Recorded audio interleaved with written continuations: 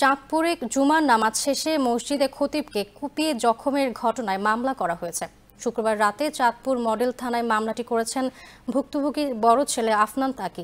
এদিকে মাওলানা আনম নূর রহমান মাদানির উন্নত চিকিৎসার জন্য তাকে শুক্রবার রাতে চাঁদপুর সরকারি জেনারেল হাসপাতাল থেকে উন্নত চিকিৎসার জন্য ঢাকায় আনা হয়েছে। মাওলানা আনম নূর রহমান মাদানির বড় ছেলে আফনান তাকি বলেন, আমার বাবার উপর হামলাকারী ব্যক্তির বিচার দাবি করছে। আমার বাবাকে উন্নত চিকিৎসার জন্য গতকাল শুক্রবার রাতে চাঁদপুর সরকারি জেনারেল হাসপাতাল থেকে উন্নত চিকিৎসার জন্য ঢাকায় নিয়ে আসে।